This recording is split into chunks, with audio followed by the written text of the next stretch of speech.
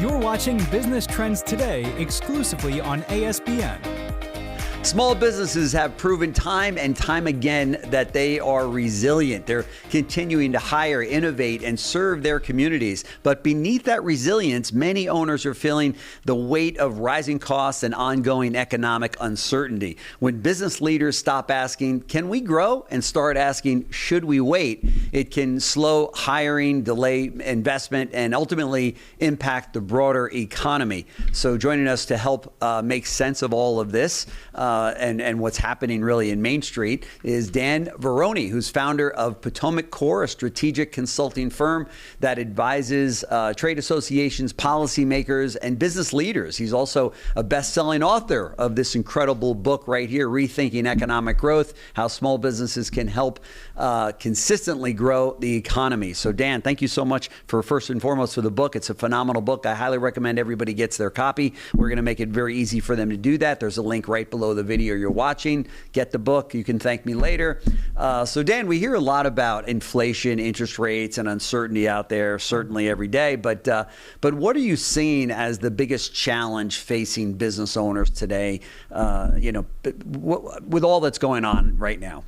Clearly, it's uncertainty. But what I want you to understand, from at least from my perspective, from everything I'm seeing and hearing from small business, is what I call the resilience factor. Mm-hmm. It's been absolutely remarkable, right? They have, kept their focus close to the customer. They're great at it. They've made wise investment decisions. And most and more important, they have taken full advantage of the big, beautiful bill, right? Mm-hmm. The qualified business income has given them more certainty. They've made investments on the basis of the 100% expensing provision in plants and equipment. Yeah. And what's been impressive to me, actually very impressive, is that since February, that small businesses under 50 people, have added over 300,000 jobs through June. Yeah, wow. Do you know that 7 out of 10 jobs added have come from small business, and historically it's only 2 out of 3. Yeah. What I can tell you is that small businesses have been wise in the choices that they've made.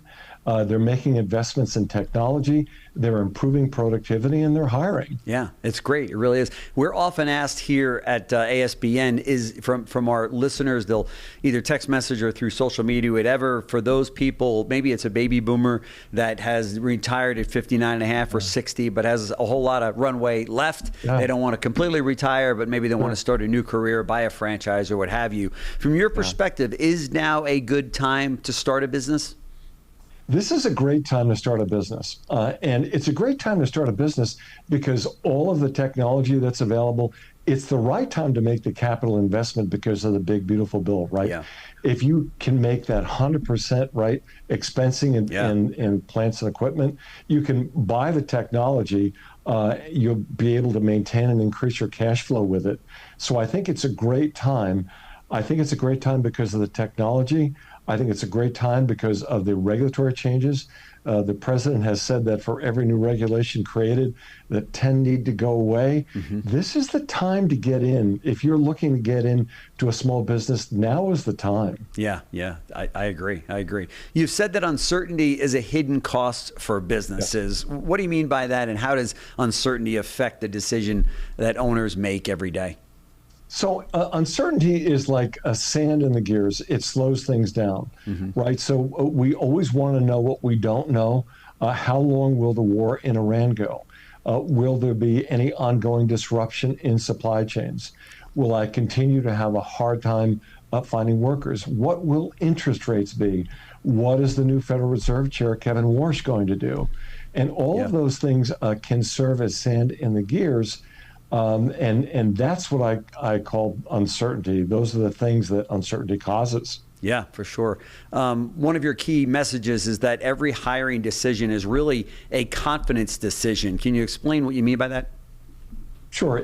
Every hiring decision that you make nowadays, you are showing that the uncertainty is really certainty, and that you are confident in your business and the forward direction of the economy. That's what that means. Yeah.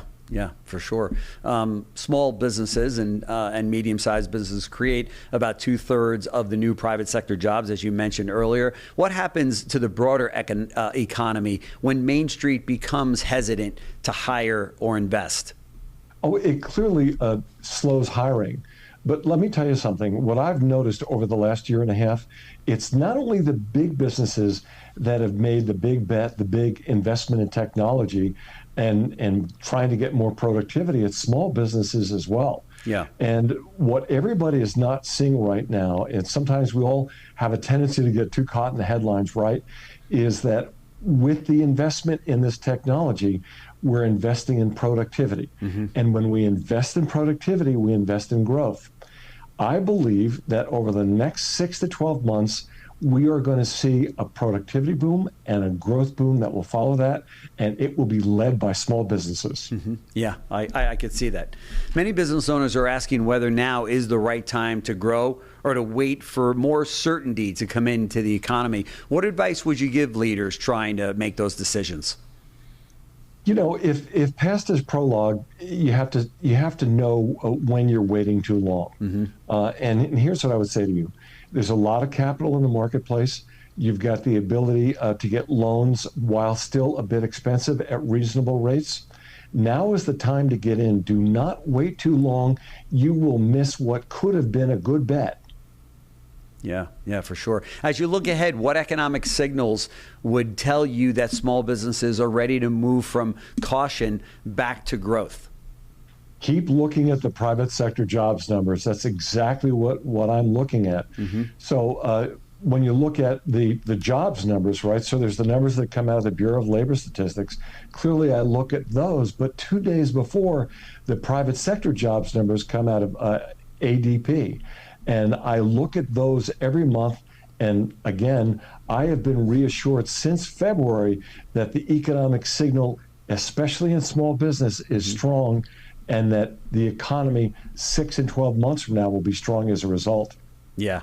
Well, we're looking forward to those times again, right? When certainty Yes. is back, and we can move ahead. Right now, it's a little bit uncertain, but I think you're right. Small business owners are very resilient. They find a way. They pivot. They do what they got to do, and they move forward. And that's what we love about them here at ASBN. So, Dan Varroney, founder of Potomac Core and author of Rethinking Economic Growth. We're showing the book right now on the screen. Thanks so much for sharing your insights today with our business leaders out there. I know that they'll get a lot out of it. So thank you so much.